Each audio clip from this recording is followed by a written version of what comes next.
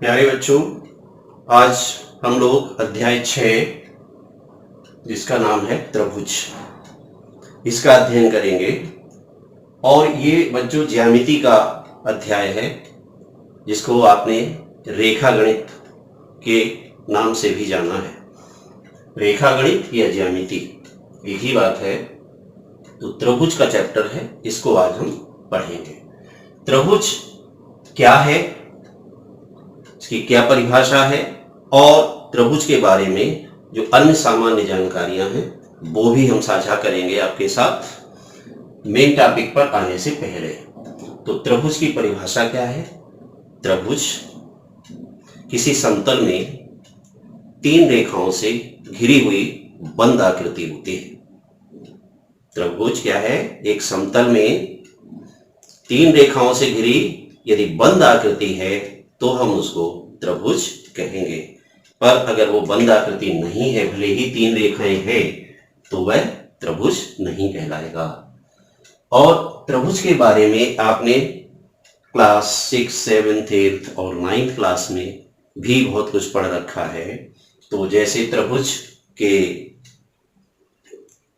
3 कोण होते हैं और त्रिभुज में 3 भुजाएं होती हैं, यानी 6 अंग हुए त्रिभुज के।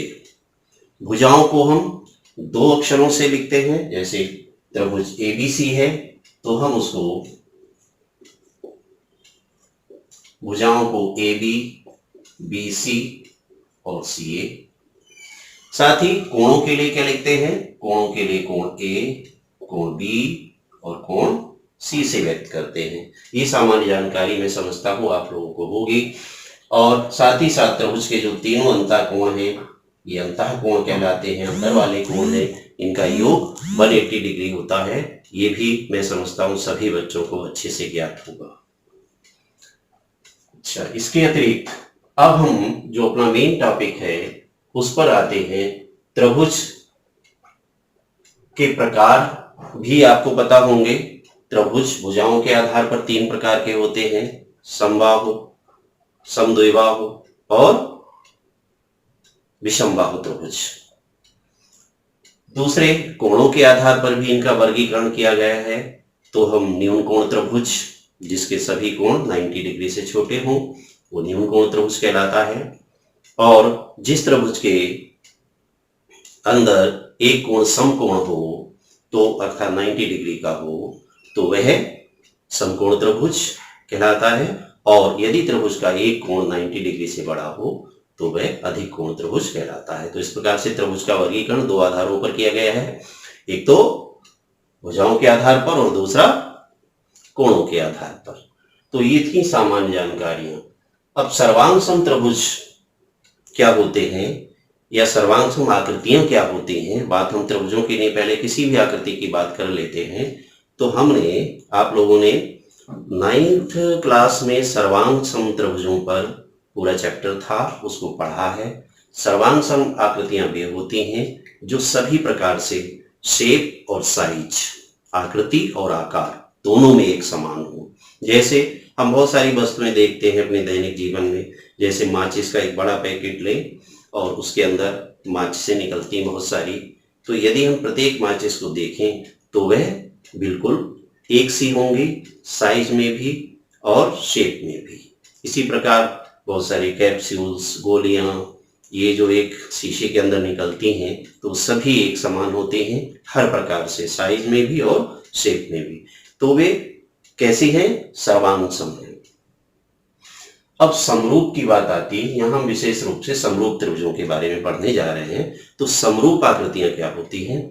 समरूप आकृतियां वे होती हैं जो देखने में उनका आकार अलग अलग हो और आकृति एक जैसी हो। आकार, साइज में तो डिफरेंस हो, यानी एक छोटी लगे और एक देखने में बड़ी लग रही हो, लेकिन आकार उसका एक सा। जैसे यहां हमने एक छोटा सा वृत्त बनाया है और एक बड़ा वृत्त बनाया है। पहले वृत्त की त्रिज्या है 1 सेंटीमीटर और दूसरे वृत्त की त्रिज्या है 2 सेंटीमीटर। तो ये दोनों का की आकृति तो एक जैसी है लेकिन आकार में डिफरेंस है। साइज में डिफरेंस है, छोटा है एक बड़ा है, तो ये समरूप वृत्त हुए। इसी प्रकार से दूसरी आकृति में दो वर्ग बने हुए हैं, एक वर्ग की भुजा 1 सेंटीमीटर है और दूसरे वर्ग की भुजा 2 सेंटीमीटर। तो ये कैसे आकृतियां हैं? समरूप वर्ग हैं। और तीसरे चित्र में दो त्रिभुज बने हुए हैं, ये भी समरूप त्रिभुज हैं, एक का आकार छोटा है और एक का आकार बड़ा है, लेकिन आकृति सेम है। भुजाएं यहां हमने लिख रखी हैं, 3, 4 और 5 सेंटीमीटर हैं। दूसरे में भुजाएं 6, 8 और 10 सेंटीमीटर है, तो निश्चित ही वो बड़े आकार का त्रिभुज हो गया और ये भी त्रिभुज समरूप है। तो हमने ये देखा कि अभी ये तीन आकृतियों में तो हम ये कह सकते हैं कि सभी वर्ग समरूप होते हैं, क्योंकि वर्ग की साथ चारों भुजाएं कैसी होती हैं? बराबर। यदि हम एक वर्ग बनाएं 1 सेंटीमीटर भुजा का, दूसरा 2 सेंटीमीटर भुजा का, तीसरा 3 सेंटीमीटर भुजा का, तो ये सारे ही वर्ग कैसे होंगे? समरूप। सर्वांग सम नहीं हो सकते। सर्वांग सम तो तब होते जब उनकी भुजा समान होती। तो सभी वर्ग समरूप होते हैं, सभी वृत्त भी समरूप होंगे। वृत्त चाहे छोटी त्रिज्या का बनाइए और चाहे बड़ी त्रिज्या का, सभी समरूप होंगे। सभी समबाहु त्रिभुज भी समरूप ही होते हैं, क्योंकि समबाहु त्रिभुज आप 1 सेंटीमीटर भुजा का चाहे 4 सेंटीमीटर भुजा का बनाइए तो उनकी आकृति कैसी होगी? एक समान ही आएगी। सभी समबाहुभुज, समबाहुभुज क्या होता है? समबाहुभुज, बहुभुज का मतलब जिसमें बहुत सी भुजाएं हों। जैसे त्रिभुज भी एक बहुभुज है, चतुर्भुज भी एक बहुभुज है, लेकिन यदि वो समबाहुभुज है, समबाहुभुज मीन्स जिसकी सभी भुजाएं एक समान हो, जैसे समपंचभुज, समषटभुज, समबाहु त्रिभुज, वर्ग, तो ये समबाहुभुज कहलाएंगे। और इनमें भुजाओं की संख्या 3, 4, 5, 6, 8, 10, 12 कितनी भी हो सकती है। तो सभी समबाहुभुज जिनमें भुजाओं की संख्या समान हो, जैसे सारे पंचभुज बनाए तो वे कैसे होंगे? समभुज। सारे षटभुज समभुज, सभी 10 भुजाओं वाले समबाहुभुज समभुज। अच्छा, दो रेखाएं यदि हम खींचते हैं, दो रेखाखंड, तो वे हमेशा ही समरूप होते हैं। जैसे एक छोटी रेखा खींच दी और एक बड़ी रेखा, ए बी और सी डी रेखाएं हैं ये, तो ये कैसे हैं? समरूप रेखाखंड है, ये समरूप होंगे। सभी सर्वांग सम आकृतियां समरूप होती हैं। यदि दो आकृतियां सर्वांग सम है तो वे समरूप भी होंगी, लेकिन इसका उल्टा सत्य नहीं हो सकता है हमेशा, कभी कभी हो भी सकता है। तो वही हमने लिख दिया है यहाँ पर कि किंतु सभी समरूप आकृतियां आवश्यक रूप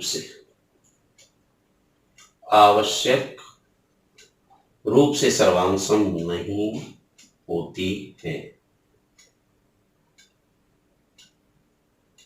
आवश्यक रूप से सर्वांग सम नहीं होते हैं। ऐसा आवश्यक नहीं है कि सभी समरूप आकृतियां भी सर्वांग सम हो। तो ये हमने सर्वांग समता और समरूपता को डिस्कस किया यहाँ पर। अब हम समरूप त्रिभुज की बात करें तो समरूप त्रिभुज देखिए हमने यहाँ बनाए हुए हैं दो समरूप त्रिभुज, ABC और त्रिभुज DEF।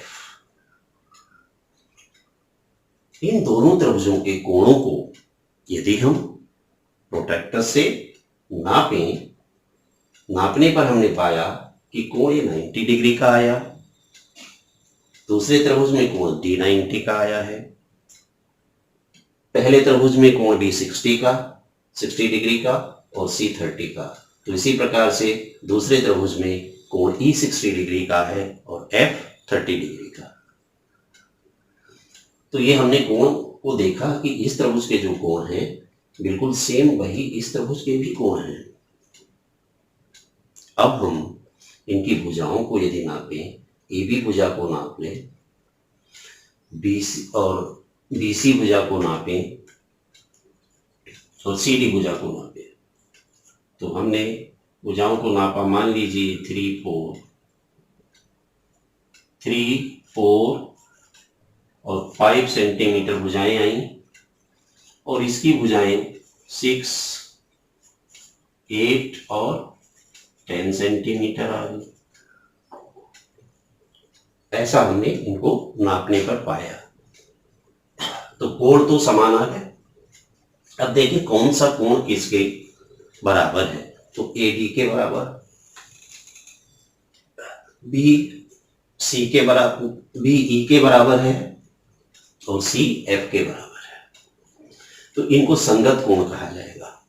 ए के संगत डी है, बी के संगत ई है और सी के संगत एफ है। ठीक, ए के संगत डी, बी के संगत ई और सी के संगत एफ कोण है।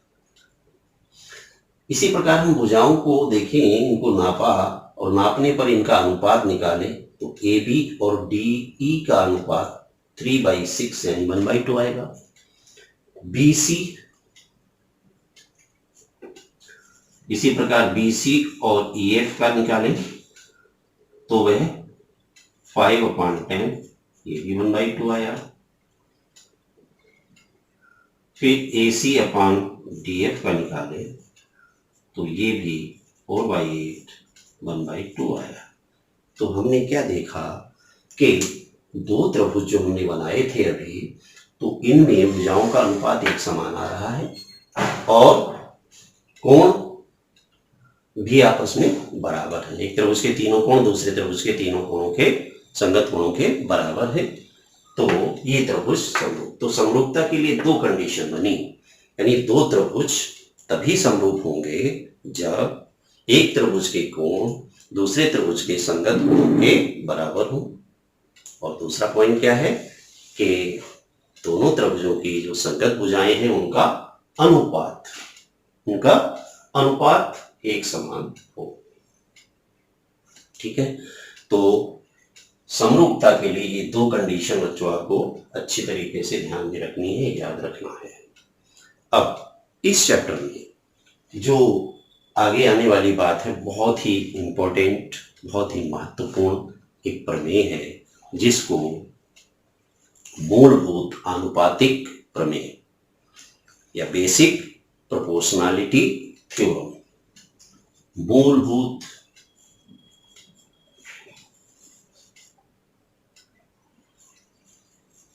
आनुपातिक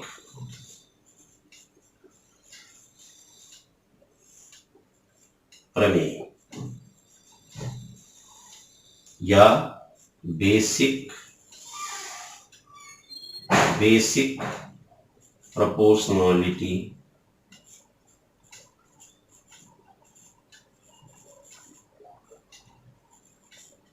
थ्योरम।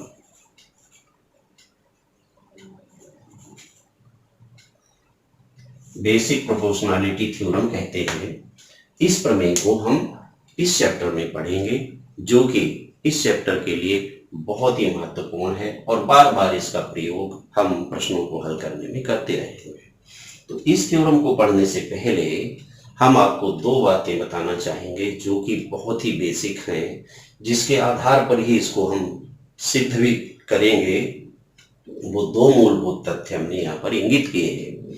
ये दो मूलभूत तथ्य क्या हैं, इनको अच्छे तरह से समझ लेना हमें बहुत ही आवश्यक है। और वैसे ये क्लास 9th में आपको पढ़ाए गए हैं, क्लास 9th में आपने इनको पढ़ा है,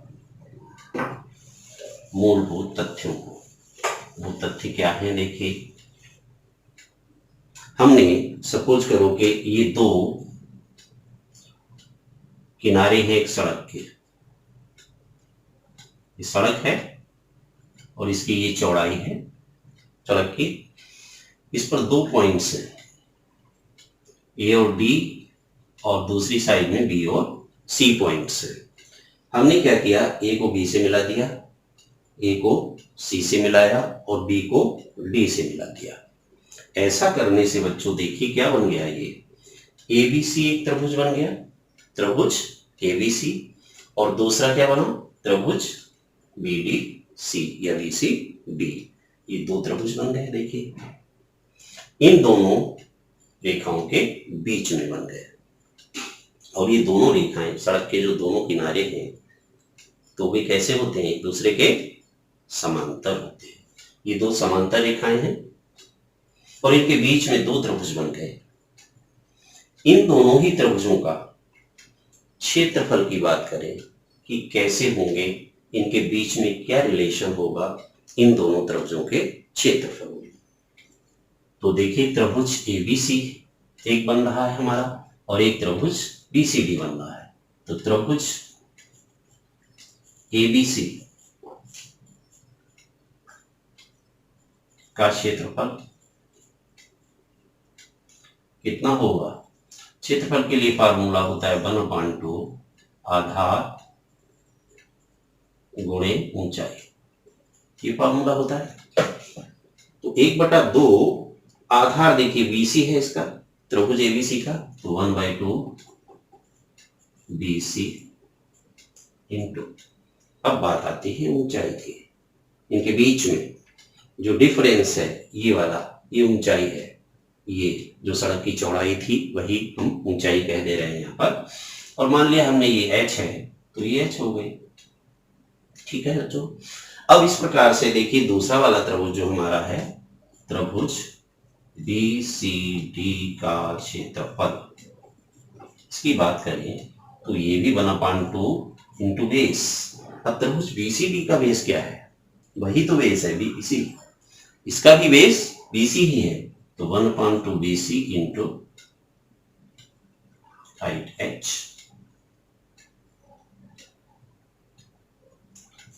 तो ये दोनों कैसे आ गए? सेम आ गए ना। दोनों के क्षेत्रफल कैसे आए? हमारे बराबर आए।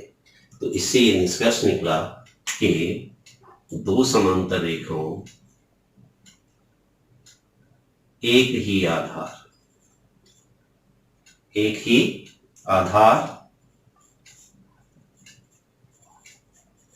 और दो समांतर रेखाओं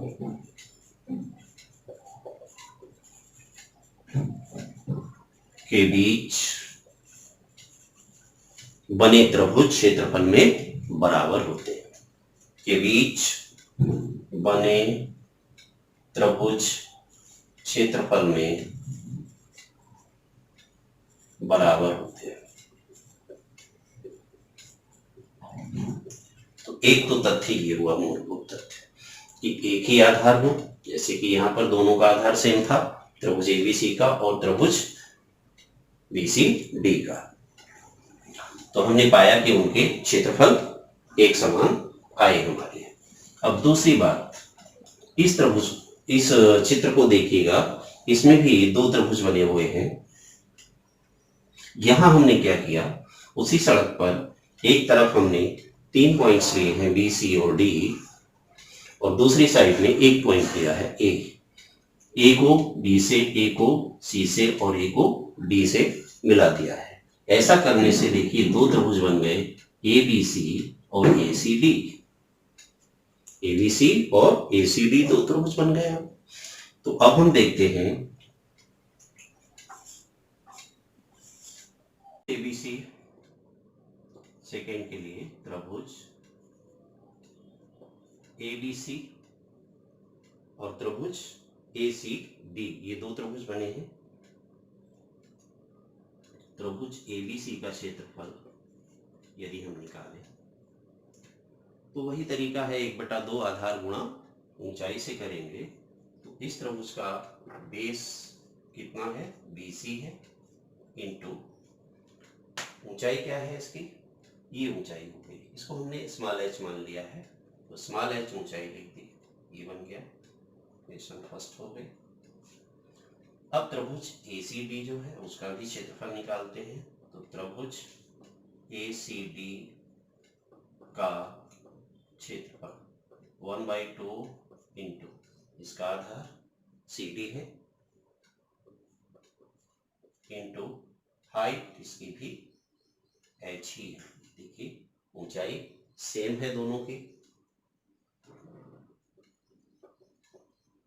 अब इन क्षेत्रफलों का यदि हम अनुपात निकालें तो देखिए क्या आएगा, क्षेत्रफलों का अनुपात, यहाँ हमने डिवाइड कर दिया तो अनुपात आ जाएगा 1/2 कैंसिल्ड, HH कैंसिल।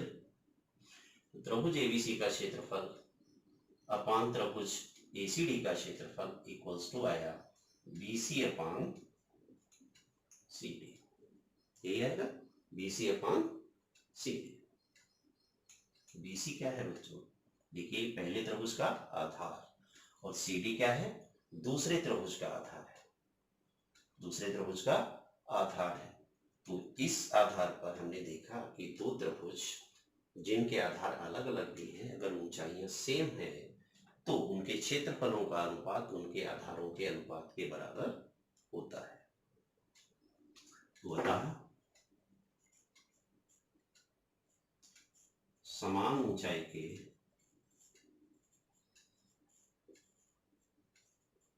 दो त्रिभुजों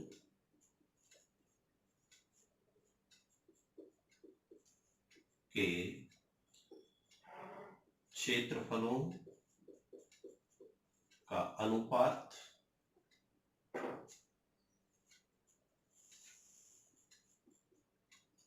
उनके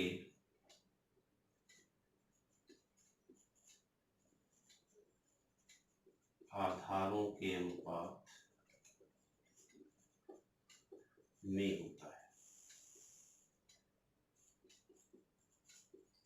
ये तथ्य हमारा निकल कर आया। तो इन दोनों ही तथ्यों को हमको दिमाग में रखना है ताकि हम जो अगली प्रमेय, मूलभूत आनुपातिक प्रमेय या बेसिक प्रोपोर्शनैलिटी थ्योरम है, उसको सिद्ध करने में इन दोनों ही तथ्यों का प्रयोग करेंगे। तो बच्चों, ये बात आपको अच्छे से समझ में आ गई होगी कि समरूप आकृतियां क्या होती हैं और समरूप त्रिभुजों के लिए क्या कंडीशन है होने की। बस ये मोटी बातें हैं, इनको जरूर याद रखिएगा कि पहला पॉइंट है कि समरूप त्रिभुजों के संगत कोण आपस में बराबर होते हैं, और दूसरा पॉइंट है कि संगत भुजाओं का अनुपात समान होता है। त्रिभुज यदि वो एबीसी और डीईएफ है तो हम इस सर्वांग समता को लिखते कैसे हैं? इसके लिए जो संकेत है वो ये है, ये सिंबल है।